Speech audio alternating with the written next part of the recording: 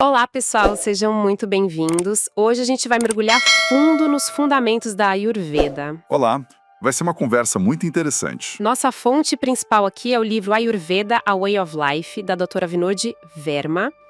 E a história dela por si só já é fascinante, né? Ela é farmacologista, neurobiologista. Sim, uma cientista com formação super rigorosa. Exato. E que em um ponto da vida decidiu integrar todo esse conhecimento científico com a sabedoria ancestral indiana. Uhum, Então a ideia aqui é a gente ir um pouco além daquela visão da Ayurveda como só um sistema de medicina alternativa, sabe? sim. E entender como uma filosofia de vida completa, uma ciência da vida, que é a tradução literal, né? Isso, uma busca por harmonia e equilíbrio. E o ponto de partida do livro, que eu acho que já vira a chave para tudo, é a premissa de que a saúde é a nossa condição natural. Certo. A doença é um desvio. Por isso que a terapia ayurvédica se chama Prakriti-stapa. Prakriti-stapam. O que significa? Significa restabelecer a natureza. Então, o foco não é só, combater um sintoma. É voltar ao estado original. Exatamente. Restaurar esse equilíbrio através de um estilo de vida mais consciente. Perfeito. Então vamos começar a desembrulhar isso pela base filosófica, que eu acho essencial. Um dos primeiros conceitos que o livro traz e que causa muita confusão aqui no Ocidente é o karma. Muita confusão. A gente tende a associar karma com um fatalismo, né? Um destino que já está traçado e pronto. E isso como se a vida fosse um roteiro pronto e a gente só estivesse lendo as falas. Pois é. E o livro argumenta que essa é uma interpretação, paralisante e incorreta. A Ayurveda vê a vida como um processo muito mais dinâmico. E como ela faz isso? Como ela quebra essa ideia de destino? Então ela divide a responsabilidade pelo nosso bem-estar, pela nossa longevidade, em dois fatores. O primeiro é o Daiva, Daiva. que seria, vamos dizer, o karma de vidas passadas, as ações passadas. Ok. E o segundo? O segundo, e talvez o mais importante, é o Purusakara, que são as nossas ações e o nosso esforço nesta vida, na vida presente. Ah, é? É aqui que entra aquela analogia do jardineiro, que eu achei fantástica no livro. Exatamente. O livro diz que o Daiva é como o terreno que a gente recebe. Pode ser um solo super fértil ou pode ser um solo mais árido, pedregoso. A gente não escolhe o terreno. Não escolhe. Só que o Purusakara é o nosso trabalho como jardineiro. O que a gente faz para arar, para adubar, irrigar, cuidar desse solo. Ou seja, o esforço pessoal pode transformar as condições. Totalmente. Uma semente ótima pode não brotar num solo ruim sem cuidado. E um solo ruim pode se tornar produtivo com muito esforço. Quer dizer, não estamos predestinados. Essa ideia de agência pessoal é muito poderosa.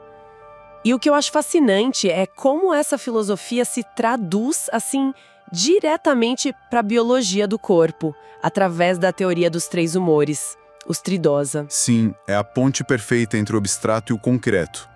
A Ayurveda diz que todas as funções do nosso corpo, físicas e mentais, são governadas por três forças, os humores. E eles vêm dos 5 elementos, certo?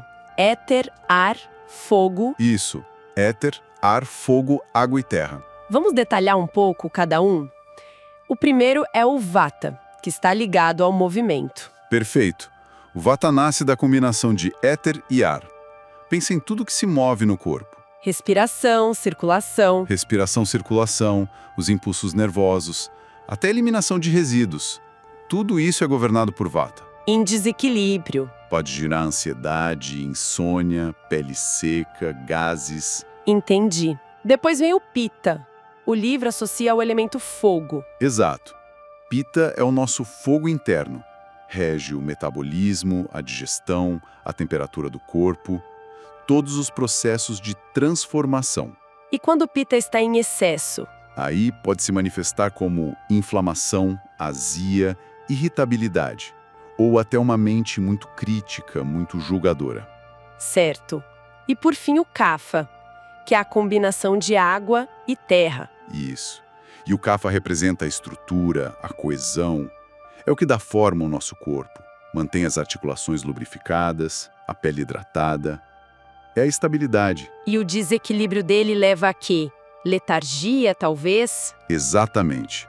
Letargia, ganho de peso, congestão nasal, apego excessivo às coisas e pessoas. Nossa, muito claro. Então, a saúde não é ter mais ou menos de um. É o equilíbrio dinâmico entre os três. A doença é só o corpo sinalizando que essa harmonia se perdeu. E é aqui que a coisa fica realmente prática e interessante. Se a saúde é esse equilíbrio delicado, como a gente pode manter isso? Um dos ensinamentos mais impactantes do livro para mim foi a ênfase na autoanálise diária. É a principal ferramenta de prevenção. A ideia e o conceito do livro é forte. É parar uma doença antes que ela se manifeste completamente. É uma proposta de proatividade radical com o próprio corpo. E não é nada místico ou complicado. A doutora Verma sugere práticas de observação muito concretas. Tipo o quê? Por exemplo, prestar atenção diária nas fezes. A cor, o cheiro, a consistência, se afundam ou flutuam. Nossa! Pode parecer estranho, mas isso dá pistas valiosíssimas sobre a nossa digestão. É um relatório diário do nosso corpo. O mesmo vale para a urina, para a respiração, a aparência da língua de manhã. Exatamente. A língua, para Ayurveda, é um mapa dos órgãos internos. Aquela camada branca e espessa pode indicar acúmulo de toxinas, um desequilíbrio de capa. E os olhos também, né? Sim, os olhos. Olhos avermelhados podem sinalizar excesso de pita, o humor do fogo, talvez por estresse ou uma dieta muito picante. Olheiras profundas apontem para um desequilíbrio de vata, vida irregular, falta de sono. É um check-up diário gratuito e acessível. Que qualquer um pode fazer. E se a gente conecta isso com o quadro geral, fica muito claro o contraste com a abordagem da medicina ocidental. Total. A alopatia geralmente reage a sintomas que já estão estabelecidos. Muitas vezes, quando o problema já é crônico. Sim, ela apaga o incêndio. A Ayurveda propõe sentir o cheiro da fumaça. É desenvolver uma sensibilidade para detectar os desequilíbrios bem no começo. E isso é um convite para abandonar o que a autora chama de automatismo. Esse conceito é fundamental. Sim, é um convite para sair do piloto automático. O que seria esse automatismo? Não é só ignorar a dor. É a indiferença que a gente desenvolve com as transformações sutis que acontecem dentro do corpo. É viver sem perceber como a sua energia muda depois de comer algo ou a textura da sua língua pela manhã. É como dirigir um carro sem nunca olhar para o painel de instrumentos. Perfeito. Até que a luz do motor acende de repente. E aí já é um problema sério que exige um mecânico. Ótima analogia.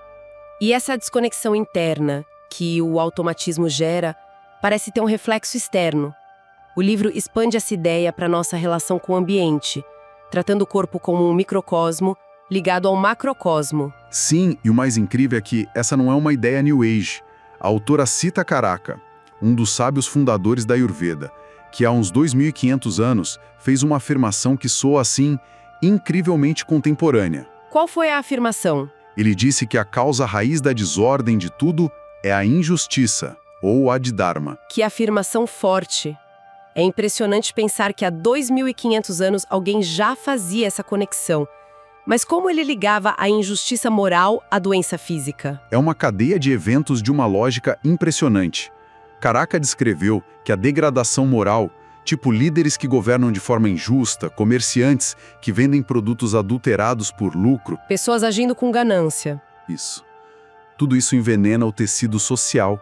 E esse veneno social, o adharma, levaria a desequilíbrios no ambiente natural. Como assim? As estações do ano ficariam desreguladas, as chuvas se tornariam anormais, o ar e a água seriam poluídos. E a consequência final disso seria a doença em massa? Exatamente, epidemias. E a razão, segundo ele, era duplamente trágica. Não só o ambiente se tornaria hostil, mas as próprias ervas medicinais, crescendo nesse ambiente degradado, perderiam suas propriedades curativas. Nossa, que visão! O remédio da natureza ficaria enfraquecido pela imoralidade humana. Pois é, o assustador é que o que Karaka descreveu em escala local, hoje a gente vê acontecer em escala global. Totalmente. A poluição ambiental, que muitas vezes vem de decisões que priorizam o lucro sobre o bem-estar coletivo, afeta a qualidade da nossa comida, da nossa água. E das plantas medicinais. Isso reforça essa visão holística de uma forma muito poderosa e atual, né? A saúde do nosso equilíbrio interno é inseparável da saúde do planeta. Então, com essa base filosófica toda, quais são as ferramentas práticas que a Ayurveda oferece para o dia a dia?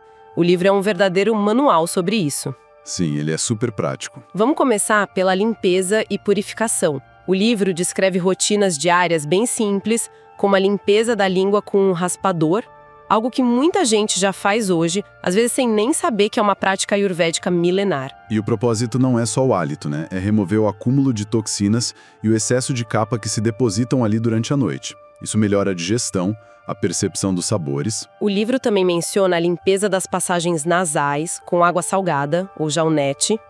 E aqui tem um ponto bem interessante. A autora expande o clássico sistema de purificação, o Panchakarma, que significa 5 ações, para o que ela chama de Sapta Karma, 7 ações. Mas por que essa adição? Essa adaptação é um ótimo exemplo de como a Ayurveda não é um sistema estático, congelado no tempo. Certo. O Panchakarma tradicional foca muito na purificação do trato gastrointestinal. A doutora Verma, com sua visão de cientista moderna, adiciona 2 ações: a purificação do sangue e a do trato urinário. E qual a justificativa? A justificativa dela é que o nosso estilo de vida hoje, com tanto alimento processado, poluição, estresse, sobrecarrega esses sistemas de uma forma que os antigos talvez não enfrentassem com a mesma intensidade. É uma atualização para os desafios do século XXI. Faz todo sentido. Exato. Palavra shampoo. É fascinante, né? E a autora posiciona a Champi não como um luxo, um relaxamento, mas como uma prática de saúde fundamental. E qual é a lógica ayurvédica por trás disso? A lógica é que a tensão que a gente acumula no pescoço, nos ombros, no couro cabeludo, pode bloquear o fluxo de prana, a energia vital, para o cérebro. Então a Champi seria uma forma de desobstruir esse fluxo? Precisamente. Seria uma forma de liberar essa energia, o que explicaria os benefícios para a memória, o alívio de dores de cabeça, a promoção da longevidade. Vai muito além do relaxamento muscular. É quase como uma manutenção neurológica. Uau! E claro, não podemos deixar de falar da yoga. O livro a resgata para sua finalidade original, que vai muito além de exercício físico. De forma alguma. A yoga é apresentada como um caminho para a saúde do corpo e da mente, que são vistos como pré-requisitos essenciais para qualquer jornada espiritual ou de autoconhecimento. É aqui que entra a famosa analogia da carruagem que o livro cita. Sim, a analogia é ótima. O corpo é a carruagem, a alva é o dono, o intelecto é o cocheiro, a mente são as rédeas. E os sentidos são os cavalos selvagens. Exato. E a mensagem é muito clara, muito direta, de que de adianta o cocheiro, o intelecto, saber o destino se a carruagem, o corpo, estiver com as rodas quebradas e os cavalos, os sentidos desgovernados. Não se chega a lugar nenhum. Impossível. Manter a carruagem em bom estado não é vaidade, é uma necessidade prática para realizar qualquer propósito na vida. Isso levanta uma questão sobre a validade e a influência desse sistema ao longo do tempo. O livro deixa bem claro que a Ayurveda sempre foi uma ciência viva, nunca estática. Sim, sempre evoluindo. Ela incorporou novas plantas, novos métodos, inclusive de tradições greco-árabes. Mas talvez o mais impressionante, e algo que pouca gente sabe, são as contribuições diretas da Ayurveda para a medicina moderna. O livro traz exemplos concretos que são, assim, de cair o queixo. Como qual, por exemplo? Um deles é a planta Rauwolfia serpentina, conhecida na Índia como Sarpaganda. E qual a história dela? Ela era usada na Índia desde a antiguidade para tratar várias coisas, incluindo hipertensão. Em 1931, cientistas indianos isolaram seus compostos ativos, a reserpina e a recinamina. Certo. Pouco tempo depois, uma farmacêutica suíça usou esses compostos para desenvolver o primeiro medicamento alopático para a pressão alta do mundo. Que incrível! Um conhecimento milenar que foi validado pela ciência moderna e beneficiou milhões. Exatamente. E tem outro exemplo no livro que segue a mesma linha, com Ephedra geradiana. Sim, uma planta dos Himalaias usada há séculos para tratar tosse e asma. Qual o princípio ativo dela? A efedrina. A efedrina, claro. Hoje, a efedrina e seus derivados sintéticos são usados no mundo todo em medicamentos para asma. A sabedoria estava lá. A ciência moderna só isolou validou e replicou o componente. Isso realmente demonstra que a linha entre medicina tradicional e científica é muitas vezes mais uma questão de linguagem e tecnologia do que de eficácia. Sem dúvida. Mostra que o diálogo entre esses mundos é incrivelmente fértil. Então, depois de tudo isso, o que realmente significa viver de uma forma ayurvédica?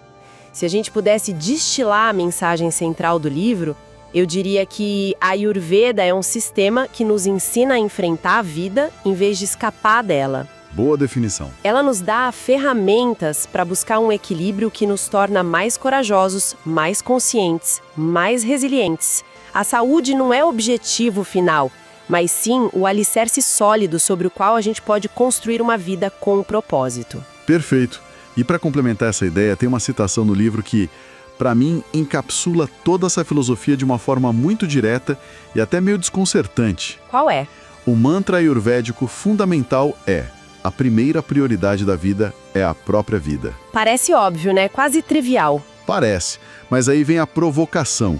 O livro argumenta que a maioria de nós, na prática, inverte essa prioridade. Como assim? A gente coloca o sucesso, a carreira, os bens materiais, o status, tudo isso como a primeira prioridade. E a gente só se lembra de cuidar da saúde, da vida em si, quando a vitalidade já está diminuindo, quando a carruagem já começou a rangir. Nós colocamos a vida em segundo, terceiro plano, na nossa própria lista de prioridades. Exato. Isso nos leva a uma reflexão final, então. Sim. Uma pergunta que a leitura me inspirou a fazer e que eu deixo para quem nos ouve é: nas nossas rotinas diárias, com as nossas ambições, nossas listas de tarefas, nossas preocupações, nós estamos realmente, honestamente, tratando a vida como a primeira prioridade?